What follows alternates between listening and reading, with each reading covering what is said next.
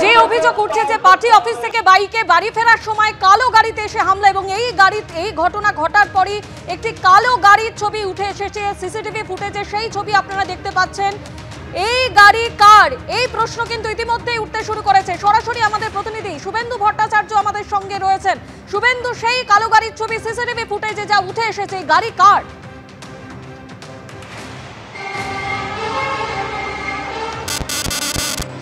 দেখো, এই যে কালো গাড়িটি স্করপিও গাড়ি এবং যেটা পুলিশ সূত্রে খবর, এই গাড়িটি বিধায়ক সুকুমার রায়ের নিজের গাড়ি এবং এই গাড়ি করেই গতকাল রাতে সেখানে হামলা চালানো হয় এবং গতকালই কিন্তু এই গাড়িটিকে আইডেন্টিফাই করে পুলিশ এবং আজকে সেই গাড়িটি কিন্তু পুলিশ ইতিমধ্যেই আটক করেছে। সাথে গাড়ির চালক, তাকেও কিন্তু উত্তম গুপ্ত, তাকেও কিন্তু পুলিশ গ্রেপ্তার করেছে এবং যেটা জানা যাচ্ছে যে এই গাড়িতে চেপেই বিজেপি বিধায়ক সুকুমার রায়ের ছেলে দীপঙ্কর রায় এবং তারা আরও সঙ্গী আরও দুজন তারা এই গাড়িতেই ছিল এবং এই গাড়ি থেকেই অভিযোগ যে সেখানে হামলা চালানো হয়, রাজুদের ওপর গুলি ছোড়া হয়, গাড়ি থেকেই রাজুদের ওপর গুলি ছোড়া হয় এবং সেখান থেকে গাড়িটি পালিয়ে যায় এবং পালিয়ে যাওয়ার সময় কিন্তু স্থানীয় একটি সিসিটিভি ফুটেজে সেই গাড়িটির ছবি ধরা পড়ে এবং সেই সূত্র ধরেই কিন্তু পুলিশ খোঁজ খবর নেয় এবং তদন্ত করে জানতে পারে যে বিজেপি বিধায়ক সুকুমার রায়ের এই গাড়ি এবং এরপরেই কিন্তু গাড়িটি পুলিশ বাজেয়াপ্ত করেছে।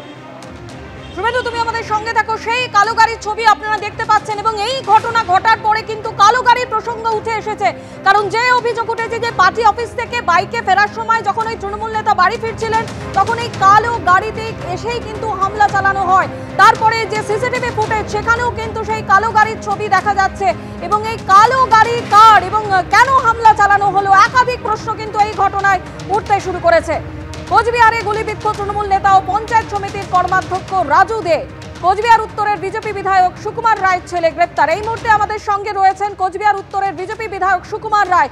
সুকুমার বাবু, গুলিবিদ্ধ কোচবিহারের তৃণমূল নেতা ও পঞ্চায়েত সমিতির কর্মাধ্যক্ষ রাজু দে এবং এই ঘটনায় জড়িত অভিযোগে আপনার ছেলে সহ দুজনকে পুলিশ গ্রেপ্তার করেছে, কি বলবেন আপনি?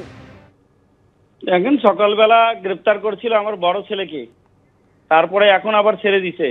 এখন বলছে ছোট ছেলে জড়িত।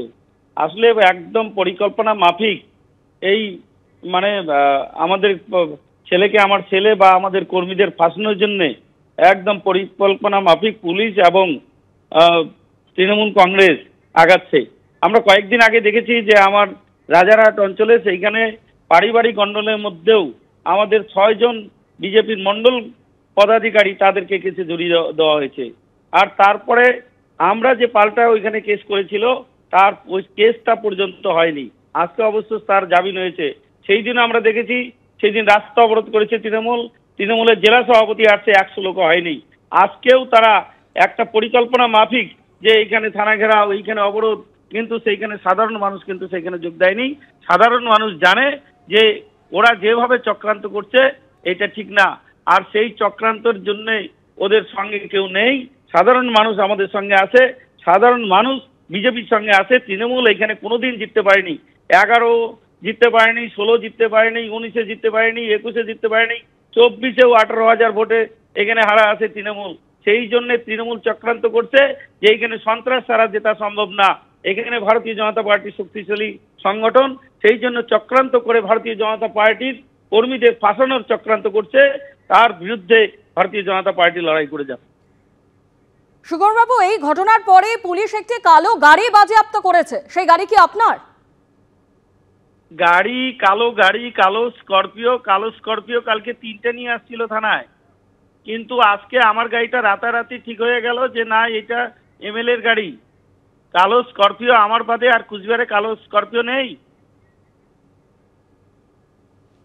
একদম পরিকল্পনা মাফিক তারা কাজ করছে। ধন্যবাদ আপনাকে।